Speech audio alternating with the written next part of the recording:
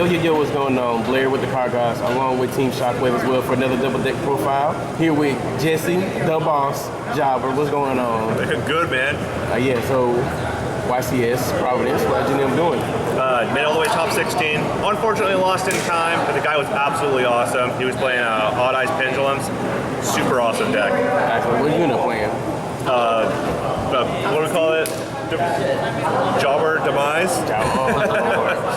So pretty much Demise and a lot of traps. Yeah. Well, I call it Floodgate Turbo going into the event. So what were some of your matchups like first? It was first round, Monarch, Cosmo, VA, 2 Qliphort decks in a row, and then I played all Monarchs, and then I wrote out the last 3. It was like 3 rounds, somewhere in there. I don't know if I'm doing this right, but it was like 3 Pendulum decks in a row, then the last round was Cosmo. All right. Yeah. Well, what was your hardest matchup of all? The top 16 match, because he's running the Odd Eyes build, and the other Pendulum deck is just so underwhelming because they can't really go into anything.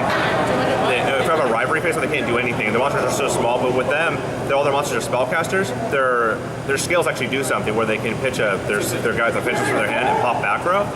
And also the guys I put on the board, they're just free like 2,500 attack beaters. So when I had a 24 on the board and with like any kind of protection against the normal Pendulum deck, they just like would auto lose. I just built to protect it. But with them, they're like, okay, well, I can pencil from someone for 1 is infinitely beat over your monsters, you know? So that was an issue. And then yeah, it was just the time. I got the time that this deck cannot win in time. It's counter trap scout, too many 800s. So. I wouldn't do any changes. I really like the deck a lot. Yeah, so let's see what you did. All right. So the monsters, I did 1 scout. Pretty standard on this. I decided to do 3 Helix and not the shell because I'm main decking 1 Stormforth and I'm also siding double Stormforth, and I didn't want to ever dead draw it with Stormforth and shell when they're playing against Cosmos. That's the whole point. You just Stormforth them and then put your monster on the board, and then basically like ends any kind of answer they have. Then I can just go off and do my normal play. But that's the scary. And then I just the 1 Stormforth. This card right here is absolutely crazy, and I played against that BA deck. Oh my gosh, they can't do anything with that on the board. It's crazy. I couldn't believe how good it was. And against Monarch, same thing. They sit there with their primes. Man, I really underestimated this card. Like I was playing it, and I was like, I don't know, but man, it was crazy good. Then 1 Sacrifice. But the 3 card of Demise. The 3 into the Void. This card right here is absolutely MVP. I am hyping that card up. I love it. Basically it's 4 upstarts in 1 deck. And basically the logic behind it is, I'll put the 3 dualities down.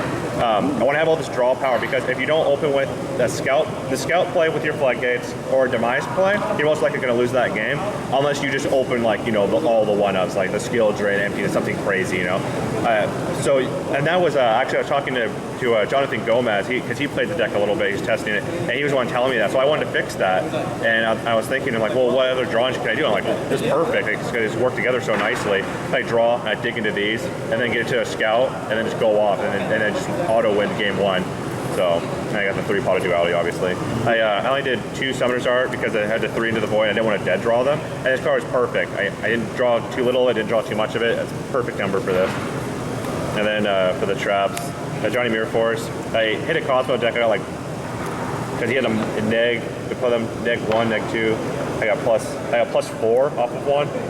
So that was pretty good. But most of the time people are just playing scared, so I just got free turn because of the Drowning Mirror Force. So that was really good. Skill Drain, Climate Change, so I can get into the grind game with Monarch because they start like 1-for-1ing my monsters a whole bunch.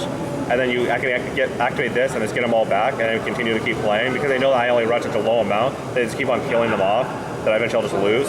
So that was really good. Rivalry.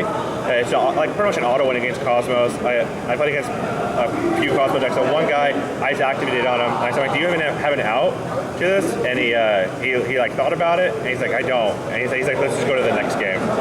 So yeah, it's just like an auto win against Cosmos. Really good. 1 Benny's Emptiness, 1 Soul Transition because I have those into the Void, and I don't want to draw into it. So if you open with 2 of these, you just lose that. You just lost that match. So one's perfect.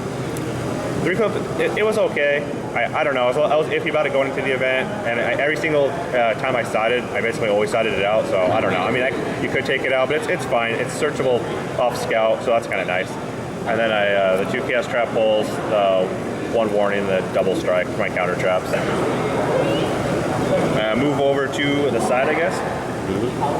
Inside of the 2 Stormforth, like the whole point of those helixes and all whatnot, and then 3 mystical space typhoons where I was going second. I decided 3 full house for the mirror, which is actually perfect. I played back-to-back mirror, and I resolved it. The first guy resolved it once, and then the second guy actually resolved it twice in 1 game. So that was nuts. I started this in. It's just the one. It was really good against pendulums because when Sorcerer goes and tries to pop both their scales or whatever, I can just negate it. And that actually helped more than them even like Twin Twister like that right there. It was like it just ended his whole turn, so that was really good. 3 Master Restrict and the 3 Iron Wall. I'll show you guys the extra deck. Completely useless. Never went into it even once. But yeah, show it off. Show it off. It's beautiful. And Max. Oh yeah. This guy right here is I like the idea I could overlay both my pendulums and then I could add a scout. I wish I never went into it, but it never happened. And then I had the Utopias for, I mean, if you're going to run an extra deck, might as well go the most situational way ever. And then this one I think is French. It's what is it, Cowboy Gaga. And then the one guy. I never went into it, not one time. I only went into the extra deck one time when I played at locals.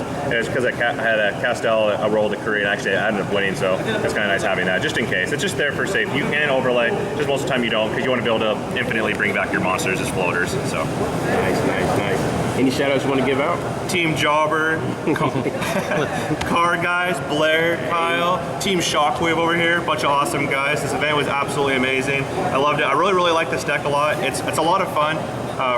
Probably if you want to play at a big event, it's one of those kind of decks you want to play like one time because it's just like it just get kind of repetitive. But that one, this one event is absolutely amazing. I loved it.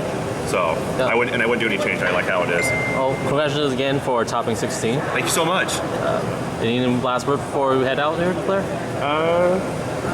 I might need to come to Cali to see about you. Yeah, do it. The next event in Cali, I guarantee we're gonna be there. That'd be awesome. All my friends are saying whenever they announce the next Cali YCS, they're all gonna fly out to see me. So that'd be really cool. Have you guys all there? Yeah. Cool. All right, and then I'm definitely for those of our subscribers, we're definitely gonna make sure we link both channels in our description as well, so they can come check it out as well. They have some great content, both Team Shockwave and Team Jobber. So make sure you show them some love as well. All right, but Blair, Awesome. Appreciate it. Thank you guys so much. No problem. See you. All right, signing See ya. out.